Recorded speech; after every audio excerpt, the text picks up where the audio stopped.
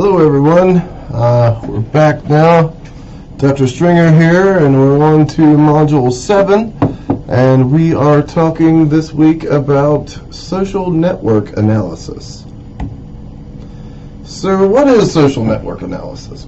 Well, social network analysis, or SNE as we'll call it by its acronym, is the process of investigating social structures through network analysis. And we'll give a few examples to move on as we go through the lecture.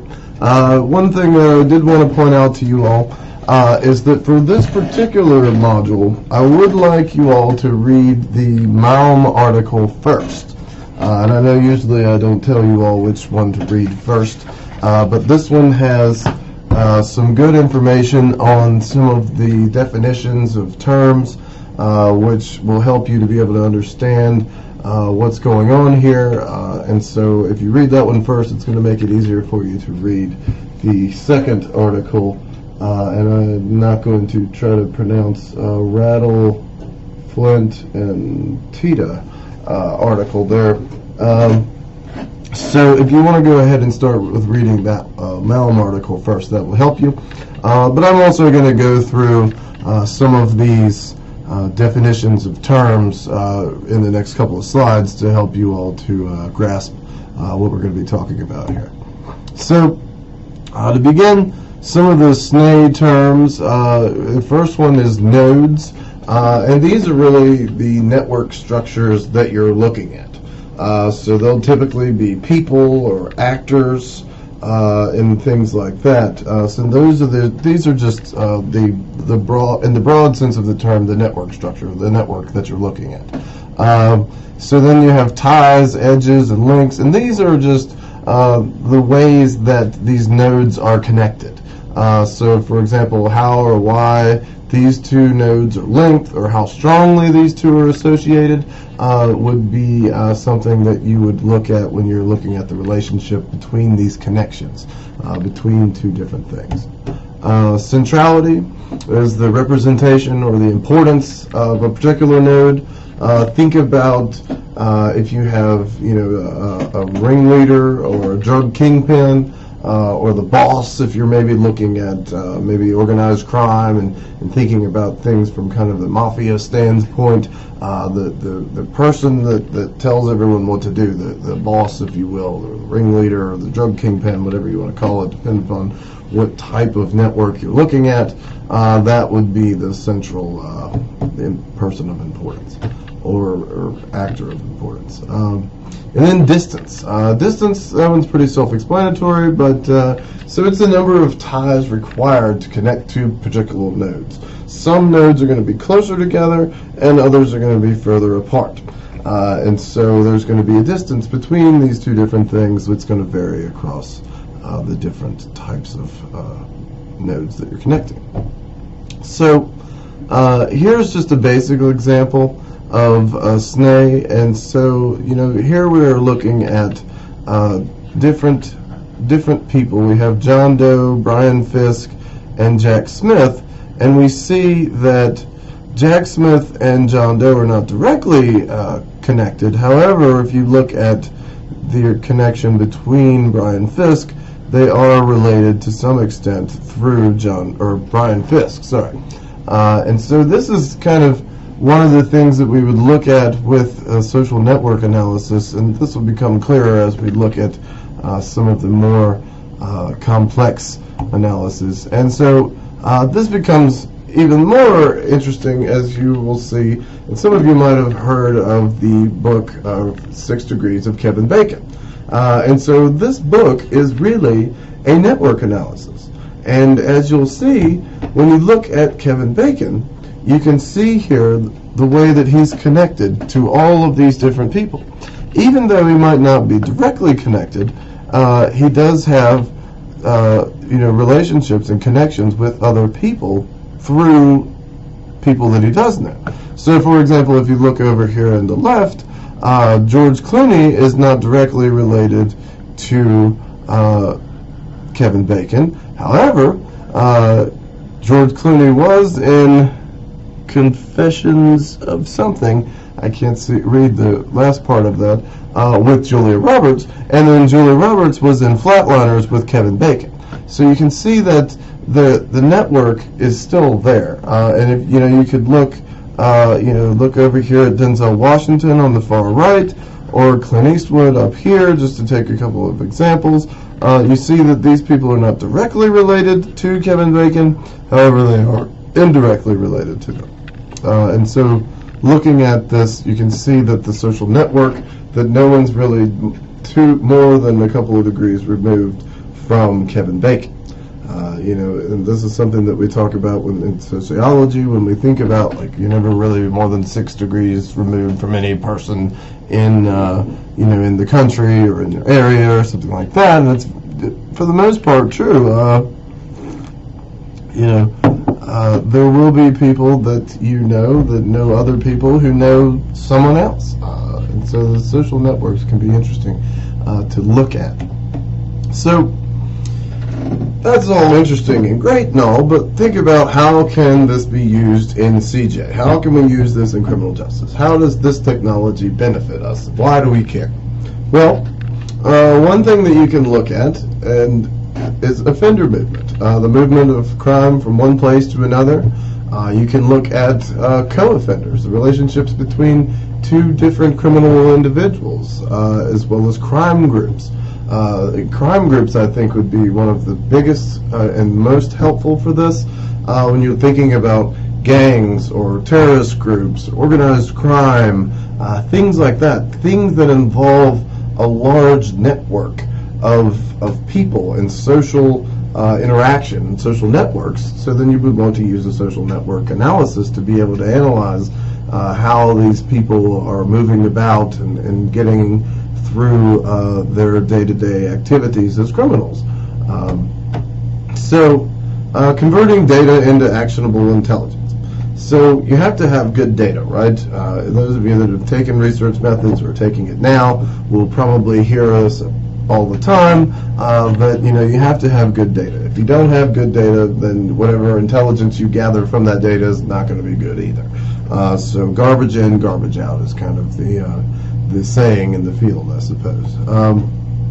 But where does this data come from? Well, you get data from field interviews, contact reports, arrest reports, car traffic stops, gang intelligence reports, other informants, other case information. There's many different types of sources for all of this data.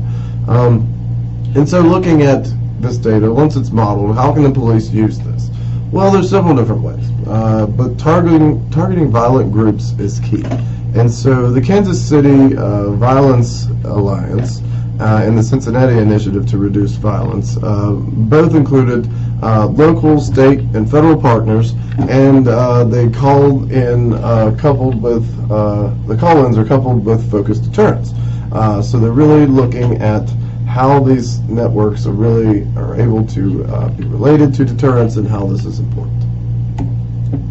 So here's just another look at another social network analysis here, where we're looking at how these different areas, and this is not people, this is actual areas, how these areas are actually connected. And you can see that many of them actually are. You'll see that some are over here that don't have too many connections, such as these ones on the edge, but look at Bond Hill and things like that. They've got arrows not only directly going off of them, but arrows connecting to almost everything else that's going on here. South Avondale is another one that's got just a ton of arrows coming off of it. So these are areas that are highly interrelated, right? People are talking to each other, people are moving criminal activity across these different areas. And so looking at uncovering the terrorist networks after 9/11. Well, you had your Cole bombing suspects over here, and then you had your two original Al-Qaeda suspects, but then connecting them to these people over here, and then all of these other tertiary type of people that were involved. That's all things that were able to be done through social network analysis. And so this becomes an important thing here. So if you think about it, all of these other tertiary people were actually the people that were flying the hijacked planes. So we had, the Cole bombing suspects, we had the hijacked planes from 9/11, we had these two original people over here, and we look at this social network and see how they're all connected. And that's how we can kind of connect things and figure out that this is an actual terrorist organization and try to analyze this organization, which becomes important for trying to figure these sorts of things out. Now here's just an expanded plot. It's got a few more people that shows that, this is people within 2 degrees. So you're seeing people moving and 2 degrees of difference. So maybe, the Cole bombing suspects weren't directly related to the other associates of these hijackers. However, they had 2 degrees removed from them, or 2 steps between the nodes of connectivity. So, networks of collaborating criminals. This is an interesting thing to think about. And looking at this article, you get the 3 hypotheses, and if you're really having trouble getting those, you might want to go back and look at the operationalization of the variables, and that might help you to understand a little bit more about what's going on there. But individuals involved in production and transportation will exhibit small world properties. That's the first hypothesis. The second one was the involved in supplying drugs will be characterized by both small world and scale-free properties. And then the third hypothesis was that networked individuals involved in sales will be characterized by small world properties too. So, looking at the data from the Malm article, we find that it's from 2007. It involves 2,197 individuals. 92% were directly associated to the drug market. 90% were male. 85% were 20 to 50 years old. And they're associated in 129 crime groups, which is a pretty good amount. And so, looking at the variables that they looked at here, when you think about a criminal drug network, you'll have various different roles that people play. Some people will be in production, as we see in the top, which is the growth and creation of drugs. Others are in transport, which is moving them from production to the suppliers. The suppliers, obviously, are the ones distributing the drugs to the dealers, and then you have the street-level drug sales, which you all are probably most familiar with, who are the drug dealers out on the street selling the drugs to the users. So, one of the interesting things that I found, that maybe you found interesting too, or maybe you didn't, I don't know, is the idea of parasites. And so, within these social, they're not really part of the social network, but then again, they are, to some extent. But these are people engaged in illicit activity that's plaguing the market, that's not contributing to the market, that's actually a problematic part of the market. So, for example, if you have people that like to go out and rob all of your street-level drug dealers, for example, those would be considered parasites.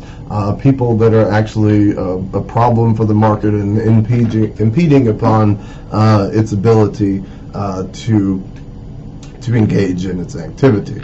By that logic, if you could think that possibly the police might be considered impeding upon the market too, right, with their activities. However, they decided that they were going to label parasites as illicit activity, and so we don't think that we would really consider the police to be illicit activity. It would probably be licit activity. And then you have your financial, your money laundering, fraud, financial operations, all that other good stuff. And then the number of drugs that you have. You have different types of drugs, different numbers of drugs, all of these things. So, looking at the variables. So you have your network statistics. Small world, that variable was the number of links. So you have 1 link, 2 links, 3 links, 4 links. Scale free is the high level of connectivity, and network vulnerability was measures of fragmentation, how much people were fragmented across things. So looking at the results here, this is what it actually puts out when you do a network analysis. And we can see that complex transport is related to almost everything, right? As well as transport, because stuff has got to go from retail to retail, or from production to retail to supply. I mean, transportation is going to be where you're going to see the most of this, and of course you do, right? Transportation is tied to everything. Supply, in production, they are not as related to other things, right? And they are indirectly related to retail through transport, but then again, not so much. And you do see that some of these parasites down here are actually related to production and things like that. So maybe you have parasites who are actually attacking your production area, not just the street dealers, but they're actually going after your productions. Maybe you're growing marijuana or something like that, and they're going and stealing your plants, or they're robbing the people in the lab while they're cooking whatever it is that they're, whichever drugs that they're cooking up. So the study provides insight into the structure of the illicit drug markets. The implication for law enforcement? What are we going to do with this? We can target the hubs, right? We know that almost everybody is related to certain areas of this, right? Target bridges and the hubs, or target the repeated hubs, the places that people are going to most often, the things that are repeatedly seen many paths going to. This would be something that you would want to target when you're policing this type of thing. So, moving on to the next article. The purpose of this was to spatialize the social network. So they're not so much looking at the social network, but they're looking at place. And they're looking at mapping these sorts of things across different places. And so their focus was on rival gangs and territoriality. Yeah, that's what I wanted to say. In Los Angeles neighborhoods. So looking at all of this, we get another nice looking figure here, which is our social networking of gang rivalries. And so what we have here is we have all these different places: 8th Street, 18th Street, State Street, all of these different ones here.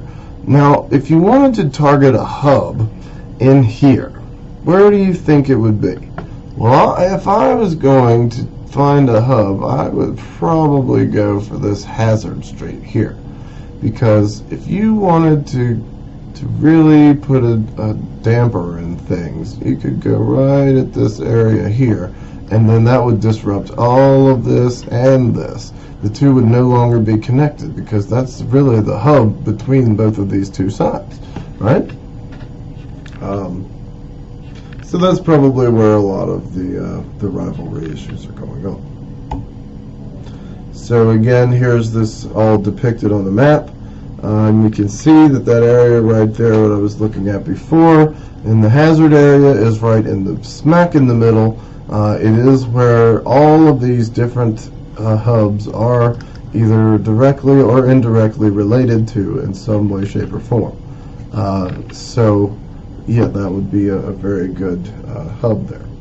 So, looking at conclusions for all of this, geographic pattern of violence is interpretable through network analysis as well.